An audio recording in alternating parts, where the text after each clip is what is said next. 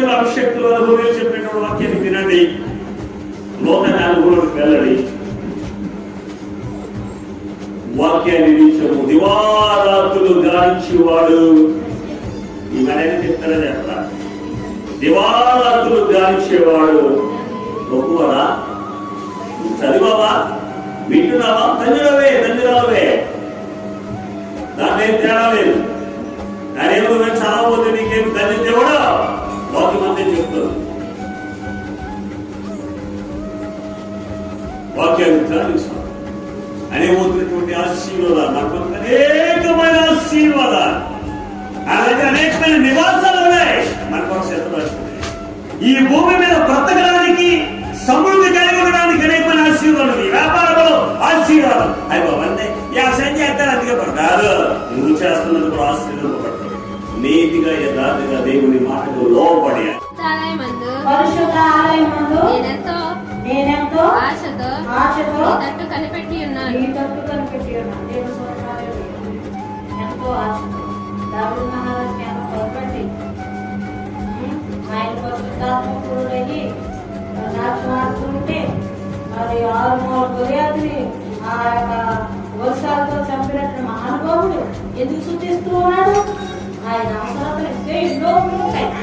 అలాగే మనం చూసిన వారు కూడా అనేకమైన అవసరాలతో మనం వచ్చాము ఇక్కడికి ఇస్తాను. వారు ఎవరైనా ఉన్నారా? మన బిడ్డల కొరకు, లేకపోతే మన వ్యాధుల కొరకు, మన బాధల కొరకు, ఇంకా మన బిడ్డలు సంపదల కలగాలను, పేరు కలగాలను అన్ని అడుగుతూనే ఉంటాం. దావీదు మహారాజు అలా అడుగుతూనే ఉన్నాడు, చేస్తూనే పోయాడు. కానీ ఆయన మాట ప్రకారంగా వినడము తక్కువైపోయింది.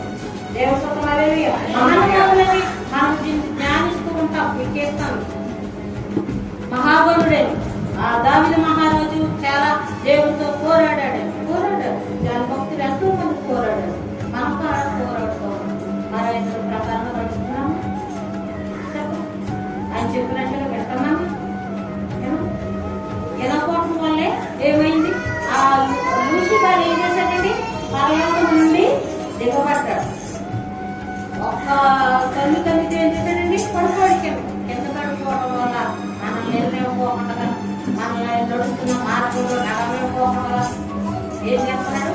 చిక్కులు కొన్ని సమస్యలు, ఇరుకులు, ఇబ్బందులు కానీ పెట్టేసి ఏం చేస్తున్నాడంటే దానికి శక్తికి మించినట్టుడి మానవులు జరిపేస్తూ ఉన్నాడు. మరి మనం ఏం చేయాలి? కంచి కట్టుకోవాలి.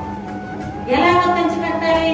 ప్రార్థన అనే శక్తి, విశ్వాసం అనే శక్తి, నిరీక్షణ కలిగినటువంటి ప్రార్థన, ఎదవాన్ని ప్రేమించేటువంటి ప్రార్థన.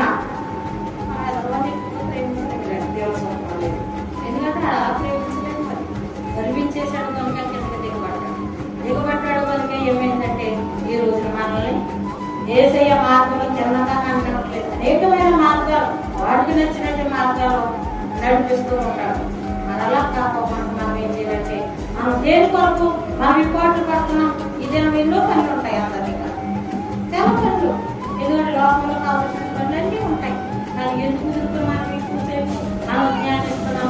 దేవవాది దేవుడు మన కొరకు మరణించేశాడు. మరి ఇంకో విషయాన్ని మీకు చెప్తూ ఉన్నాం.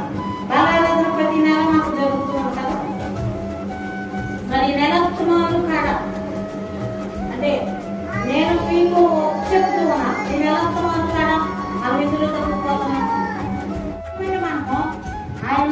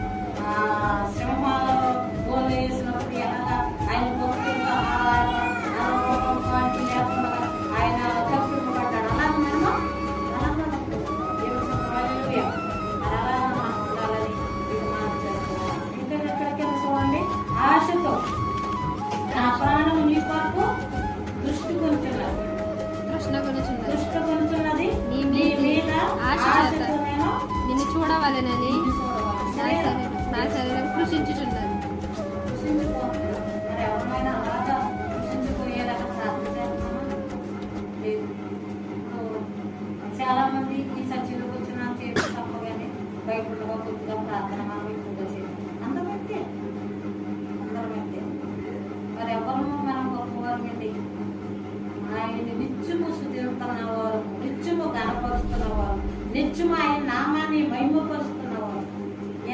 యేసయ్య నువ్వు ఇలా ఉన్నామనంటే అలా ఉన్నట్టు నీ వాళ్ళు ఎందుకు కావట్లేదు చెప్పాలి ఒకసారి. మనమందరం ప్రశ్నించుకుందాం. నేను ఎవరిని విమర్శించట్లేదు ఈ స్థలంలో. వచ్చుమా విమర్శించేంత గొప్ప వాక్యాలు, ప్రకటించేంత గొప్ప జ్ఞానం లాంటి దేవుడే లేదు. ఇచ్చాడు, ఇచ్చినప్పుడు జ్ఞానాన్ని మీకు నేను పంచిపెడతాను. ఎవరు గొప్ప వారికి ఉండలేమా?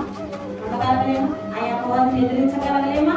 ఆ శోధనలు ఎదిరించగలగలేమా? ఆ బిడ్డల యొక్క భవిష్యత్తు ఒక దారికి తీసుకురాలేమా? ఎందుకని? ప్రార్థన. దేవుని స్తోత్రం, హల్లెలూయా. ప్రార్థన చేయాలి.